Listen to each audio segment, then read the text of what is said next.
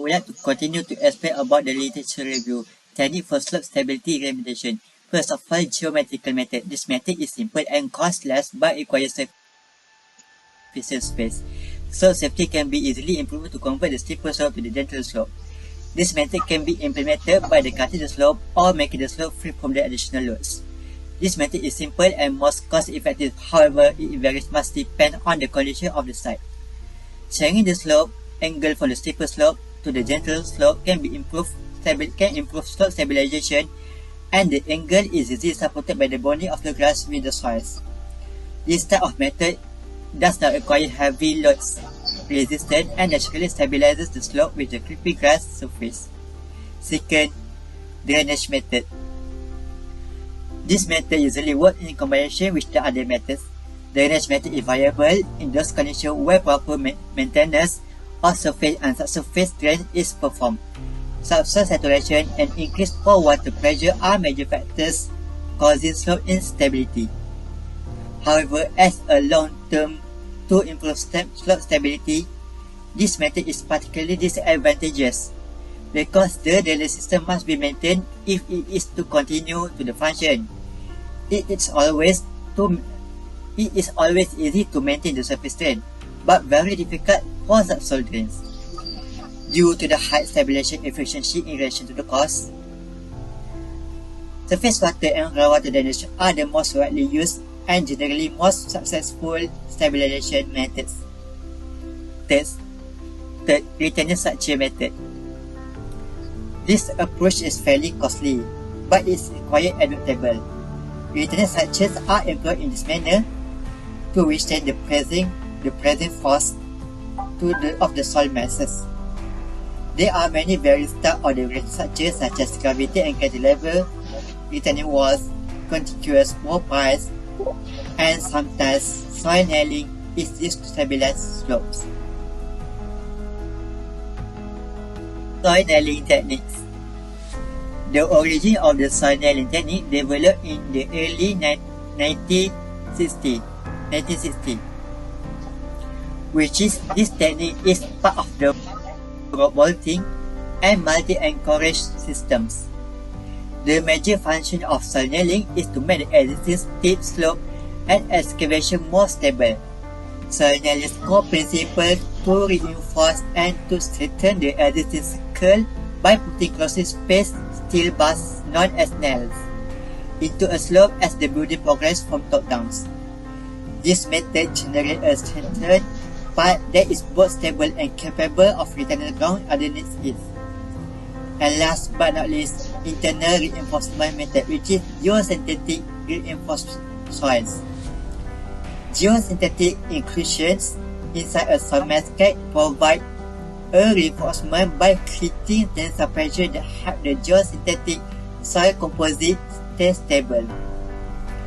Geosynthetics are especially well suited to the soil reinforcement. Non-woven geotextile, woven geotextile, geograde, and geocells are common geosynthetic products used as reinforcing elements. Slope stability analysis. Slope must be carefully examined prior to the building of the structure as during construction and afterwards.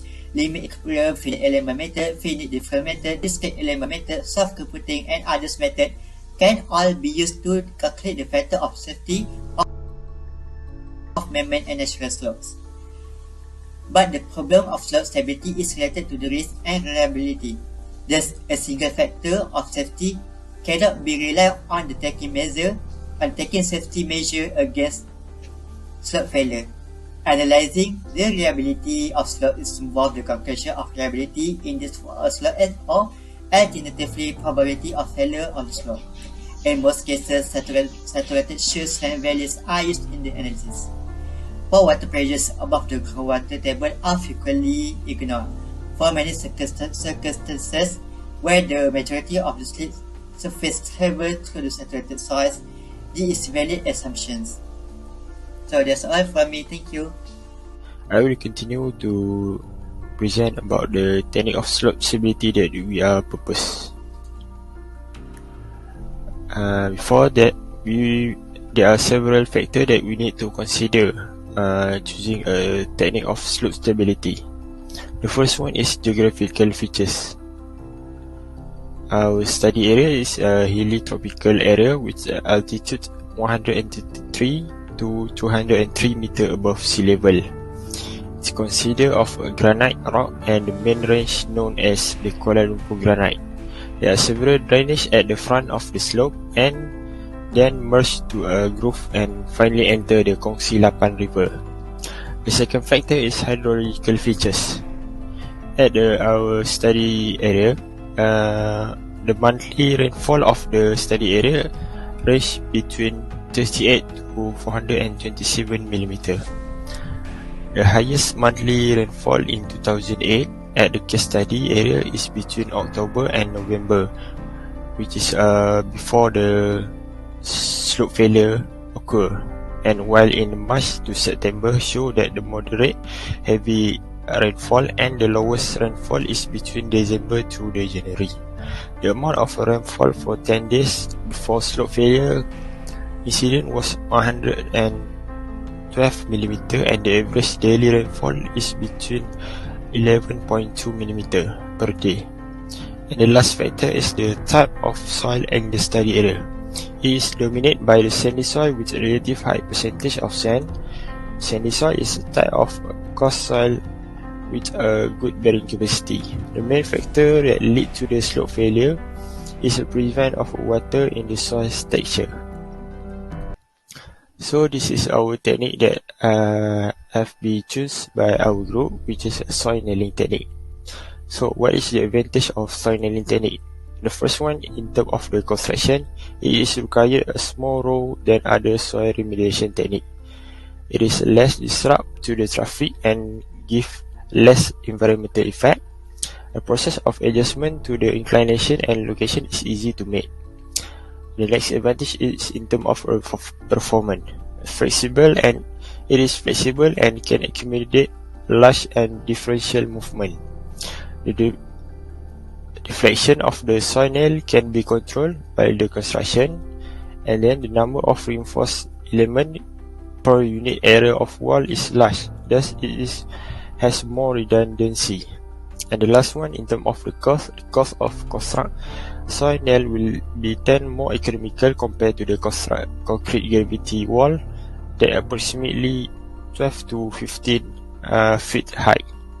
That's all from me, thank you. So in this part I will present about application of any standard. This part present any standard for stop remedial technique as a reference. So typical reinforcement intervention on slope. Slope stability using reinforcement use ability of structure to improve shear strength or reduce sliding movement along the slip surface, retaining wall, down wall, micropile system, anchor, soil nailing, and so on. In Indonesia, there are several types of wall that are used. Among them are gravity or cantilever wall, gabion wall, reinforced earth wall, and so on. So, for example, in this picture is a gabion wall at Hulu Langat, Selangor, Malaysia. Isolate shear pile or down wall pile are reinforcement concrete cylinder pile that pass through the landslide anchor in the lower stable soil bedrock at their lower point. They improve stability by increased shear resistance along the sliding surface, full depth shear pile, as well as built fast shear pile that intersect the sliding surface without crossing the interior moving mice verticality are example. Instead of the wall, microstructure such as micropile wall or reticular system with or without anchor are more commonly used. The standard steel tube used as a resistant element in micropile has been replaced by self-drilling bar, which are commonly used in soil nailing. This substitution is due to the self-drilling technique's economic and technique advantage. Number one is bar with smaller external diameter, and the same steel section require a smaller borehole and allow for the thicker grouting cover to protect the bar from corrosion. Number two is self-drilling. Bar minimize the need for the pre-drilling hole, allowing for quicker in situ structure construction. So economic comparison now among different type of intervention. So in this table 1, this is show geometry of the reference slope. What we can see in table 1, reference slope and geometric parameter of soil. So in table 2, what we can see is show characteristic safety factor for globing stability and cost of intervention.